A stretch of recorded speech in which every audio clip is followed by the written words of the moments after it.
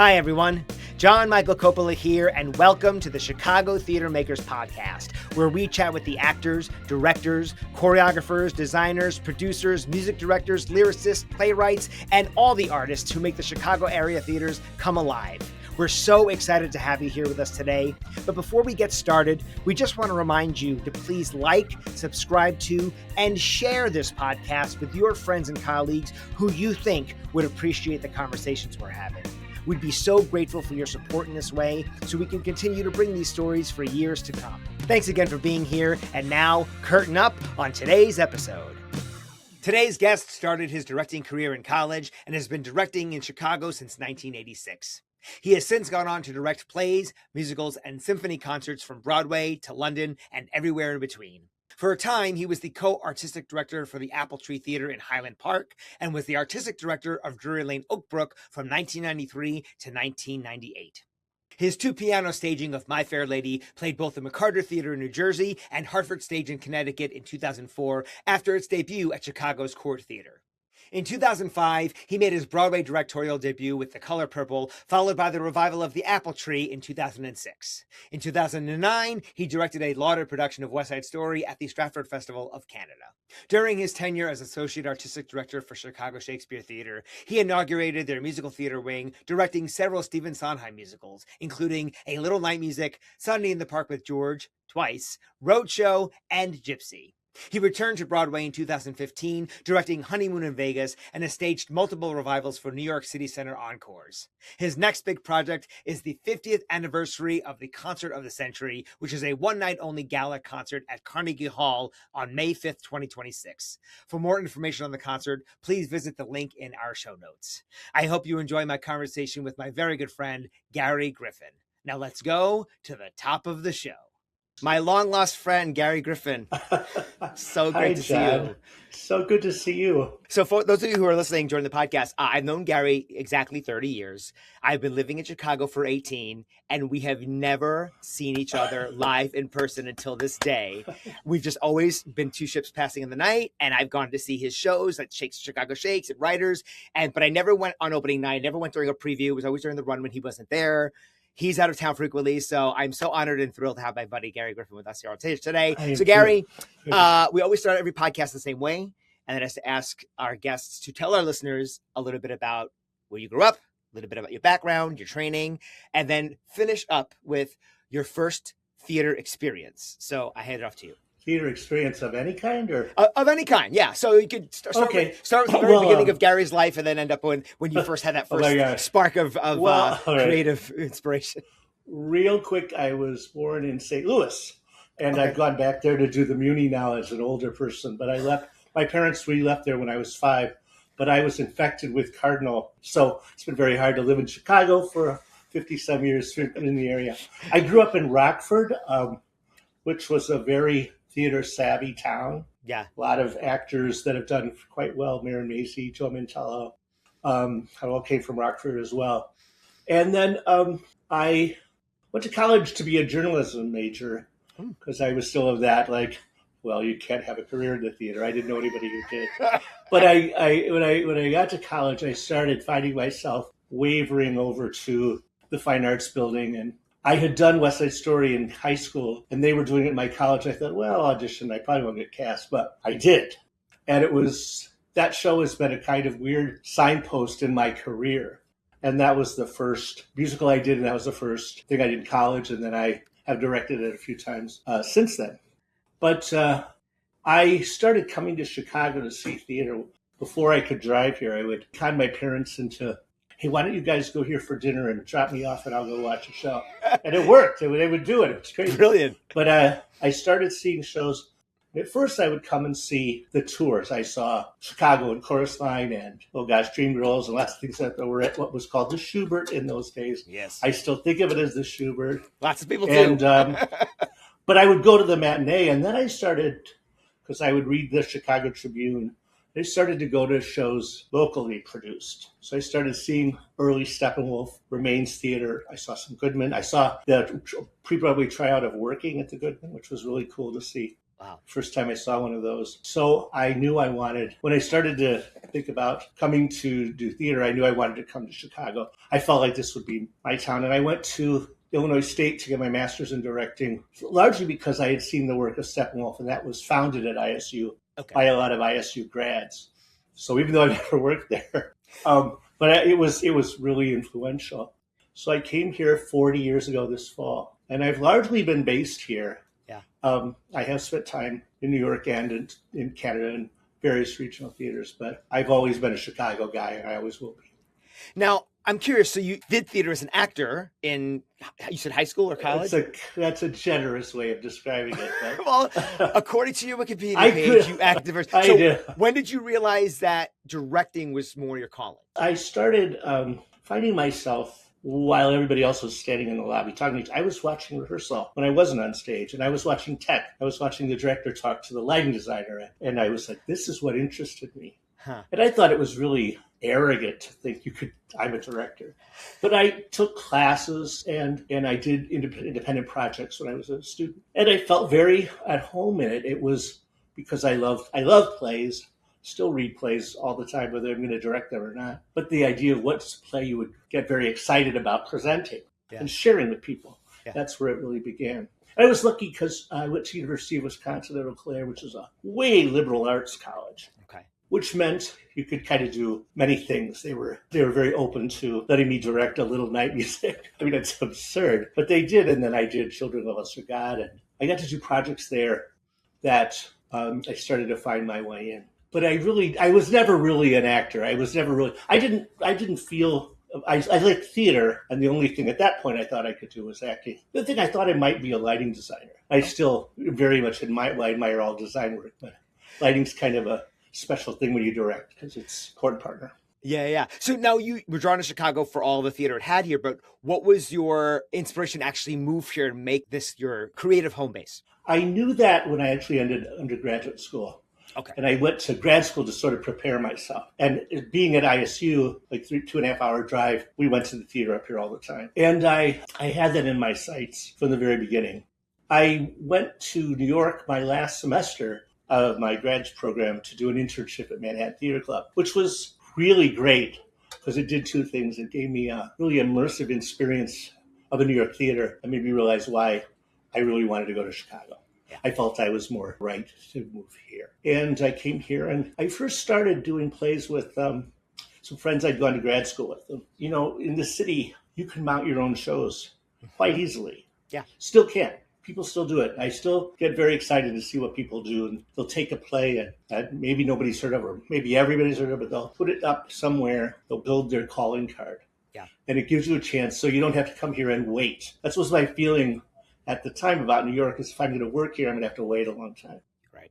And then through some connections I had built, actually previously, I got to work with Pegasus Players, which was a very dynamic company at the time. And they were doing Sondheim and lots of cool new work. And the Apple Street Theater, which was in Highland Park, I worked there. And I got to build my first equity show was at Apple Tree in 1988. So I was very fortunate to build relationships where I could keep coming, finding projects to do. And then you wound up, of course, being artistic associate at Chicago Shakes. So I'm curious what the journey was like getting there and during your tenure there, what that time was like. Well, I in the between. And I know we skipped around. I know we jumped over a bunch of your life. Well, no, but it's sort of part of it. I also was, while I was still doing a lot of freelance work, I was the artistic director at Drury Lane. I'd come out there and done some shows. Right. Very unusual jobs. I still think, wow, I can't believe I did that. But it was a cool opportunity. I learned a lot working there about a lot of things. But I did it for 5 years, and I was very happy, and I thought, this probably isn't going to be much more than this. And I could have been wrong, but I was itching to do other things. Sure. And I had relationships with folks at Chicago Shakes. We started just talking. They had asked me to direct a play. Okay. And I went in to talk to Barbara Gaines, the artistic director, and Rick Boynton, who was the creative producer there. And we talked about the play. And suddenly in those conversations about that play, we started to also talk about, well, maybe there's other things we could do together. Sort of how that was built. Now, I know that You did a lot of Sondheim stuff there. People have called you one of the foremost authorities on his work. You've done it to great success as well. So what are some of the reasons why you keep going back to his work? What are some of the things you admire most about it? Well, I think you have to go back to my beginnings in a way. His shows were the ones that I was most intrigued by. Mm. You know, you never get them right. Uh-huh. You get them maybe you get 80%, maybe you get 85. There's always part that's going to elude you. They're beyond perfection, which makes them worth doing. You go back and you pursue them again. And you pursue maybe areas you didn't succeed before because they're ideas. They're unfolding. You just don't nail them. Anybody who says, oh, I nailed a Sondheim, I go, really? I'd like to see that because they're just too good to be fully realized. They always offer you one door you still needed to go in and explore. And I don't know that I would have gone into the theater had it not been for his work, because they were just endlessly fascinating to me and still are. Now, have you done remounts of any one particular work where you've changed it drastically from time to time, or do you just make little subtle changes, or are they more significant in a casting choice or in a design choice? Well, normally you go in, for instance, a little night music. Yeah. I think the challenge is style, because for everything it all needs to be served in a kind of light, because what's smoldering underneath it is interesting, but it's delivered like it's like Cool Whip on top of, a smoldering, dish. So that style challenge is, I think, what on that show, and that has a lot to do with casting, a lot to do with design, that you make design choices that support that kind of dichotomy of style and substance. So that one coming back to, I've come back to Sunday in the Park a couple of times. Again, sometimes we did a very experimental production at Chicago Shakes the first time, which was, we did it on a runway, audience on two sides. And then the second time, we did a slightly more of the traditional, but still in thrust. That's the one I saw. Yeah. Yeah. It was gorgeous. Well, thank you. We were very proud of both of them, actually. But I learned, again, more about the piece. Yeah. And, it's very special to do that play in Chicago, especially because the painting is just across the way. Right. There's a certain proximity to it that I love. That marketing stunt that you guys did where you all sang Sunday at the Art Institute. Whose idea was that? Because that was just brilliant. That was largely our Alida Zabel, who handled marketing and promotion for shows at the time. She put that together. My God. And it was a very special. Both casts spent time at the painting. The first cast, we went there opening day and all kind of hung out, and they had all been to see it. But like, now that they'd done the show on opening day, it was like, oh, wow, we look at this painting so differently. And Sondheim, when he comes to town, often goes to visit it himself. Yeah. Like, I know I was asking Sonny, what is he doing? He went to the painting. So he's still, it's very powerful. It's hard not to look at that painting and not hear the voices of it come through. And to see Sondheim speak of it and speak of his love for it, just how he thinks how Seurat took such meticulous care as that this color needs to be right here and the other one needs to be right there. I mean, to watch his fascination with it, you can't not help appreciate the painting more, the piece more, the show more. When I saw that, I was like, wow, he really just put all his heart and soul, both of them, in respective works. Something very personal about that show. He always says, and I believe him, that he doesn't write autobiographically, and maybe not literally, but I think he also, as I've done the pieces, I'll go, he's Sweeney Todd. He's, he has a way, I think, like I think artists, there's a way in, and but I think he's also Dot. I think he's, he writes character beyond brilliantly. Sure. Yeah. So he did a little acting. He's kind of like me. He did a little acting. He was in college and stuff. Yeah. But but he has an actor's sensibility. He writes the character that's actable. And you one of the things about doing his work is, it's actable. If it's not working, it's you, it's not him. It's you gotta trust that it is actable, and there is a way to do it. What's your favorite work of his? Either that you produced or that you'd love to produce someday. I have the thing. I have not done Sweeney. I know. What? I know. I mean, I've done Roadshow twice. I've done his obscure things. I haven't done Sweeney's. Just never come together. I hope it does before that is I'm crazy to me. Too old to. Yeah, I know. But I think that's his best. I think that's the great masterpiece. Sure. But personally, my favorite is Sunday. Yeah. I can't blame you for that one. Now, I have to once again apologize to you. Your Broadway debut as a director was Color Purple. I have never seen The Color Purple, the musical, ever in any incarnation, including your Broadway debut. So my apologies. We were only there 2.5 years, John. I know. I can never say anything about anybody. So I don't get to everything either. I feel bad about this. We get busy. I'm really curious how that journey came about for you. Well, the producers, they understood that it was going to take a singular kind of storytelling. And they had seen my work on Pacific Overtures.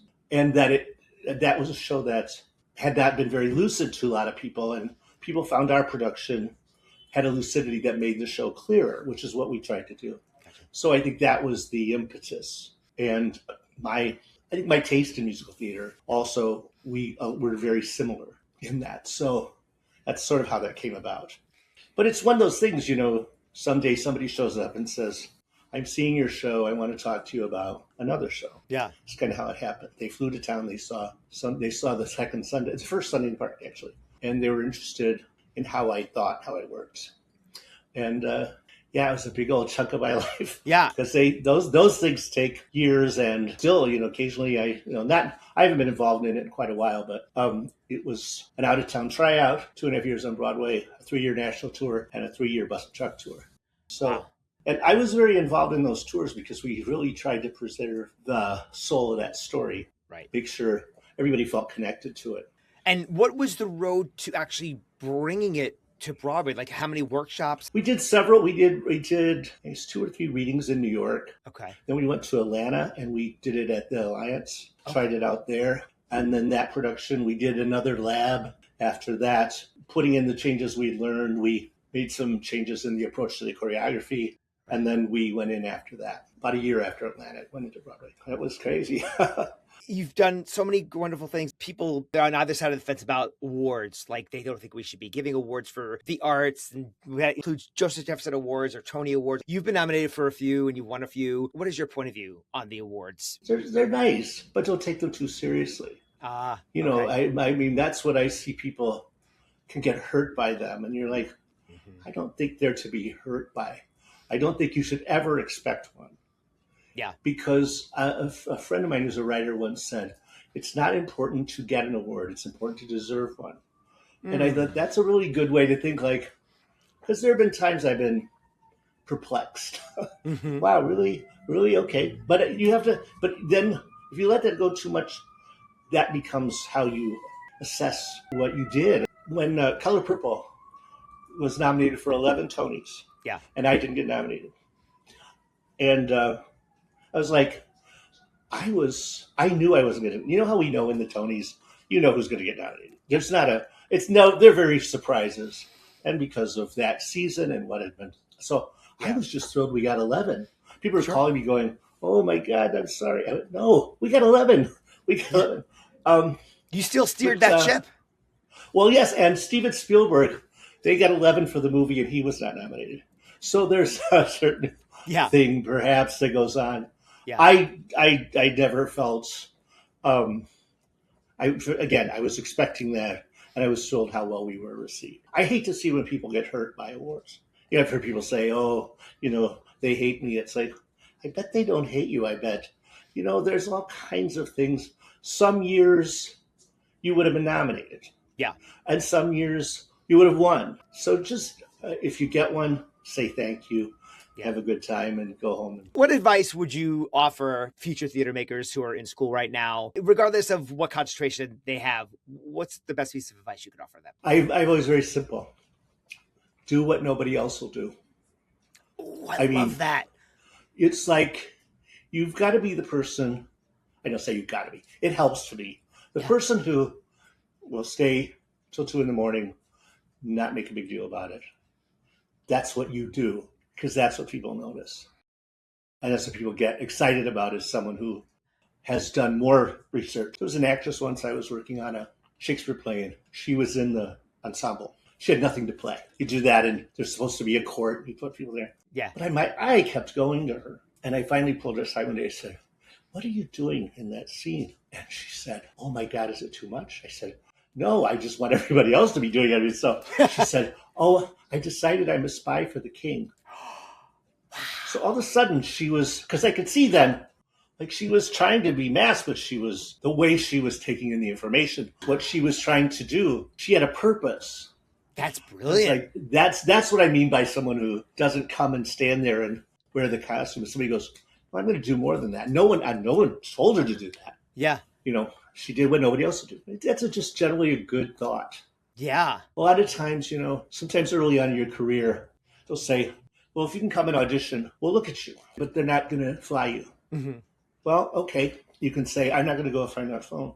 You say, I want to be seen. I love that. And I'm not saying that's good. I'm just saying that's all I know to tell you is you be the person who's doing what nobody else will do. That's as good advice as any that I've heard.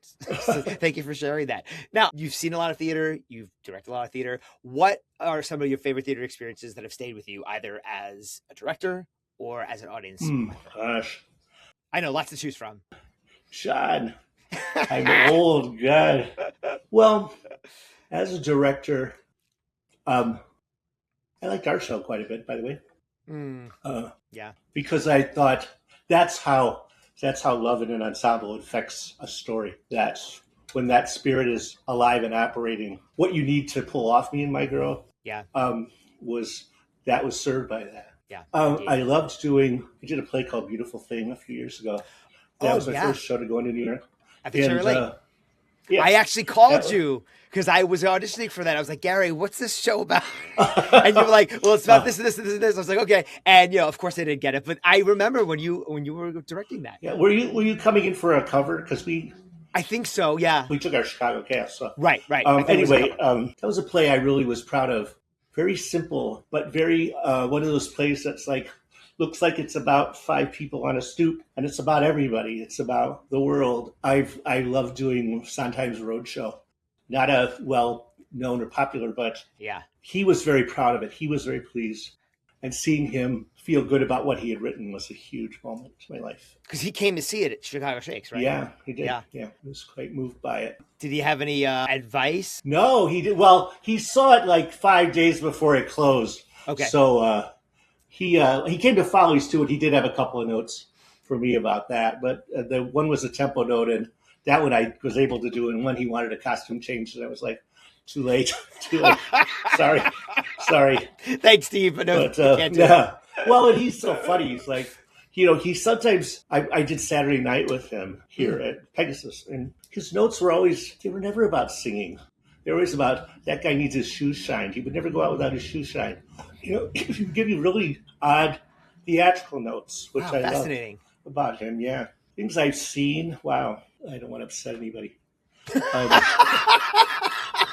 No, it's true. I'll say one thing I saw Whoopi Goldberg's one woman show. Oh, brilliant. And, did you see the original one or when she did it again? So the original one. Oh, I didn't know really who she was at the time. I had the album, the LP, when I was growing up. Oh, you did? Wow. On repeat. Wow, that's cool. 4-letter words and all. And I was like, who is this person? Well, she came out doing Fontaine, and I didn't, because I had never seen her be Whoopi yet. So she comes out doing Fontaine, and I was like, what is this? Yeah. It's a guy. It's a drug addict. He's a thief. I mean, but then he's also, this was great thing. I love that. Yeah. You can find that streaming on Netflix, I think, or somewhere. I found it recently. The original? When I couldn't sleep, and I was like, "Ooh, they've got this," and it's fantastic. It was so great to see. It was great to see Jamaican it live. Woman. Yeah. He was so cool. I remember all of it though. And Yeah. I just remember sitting in this is like, this is what theater really does. It does. You can't do this anywhere else. Yeah. You just did a concert at Carnegie Hall recently too. I'm getting ready to do one. Oh, you're getting ready to do it. Tell us a little bit about that. 50 years ago, they did a gala celebrating 100 years of Carnegie Hall.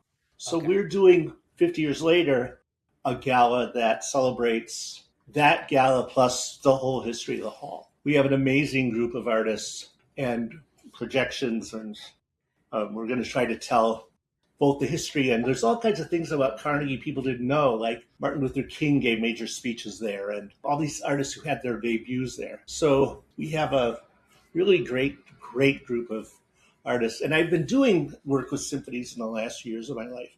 I really love it. I've been interested in finding ways to theatricalize how they present music. So I've been working with, particularly with projection designers, and finding ways to make the symphony experience a little more theatrical. And I love being around that music in the orchestra. When is that Carnegie Hall concert? That is May 5th. Yeah. Oh, so we've got some time. Good. We'll promote it on here for sure. It's a big, cool evening.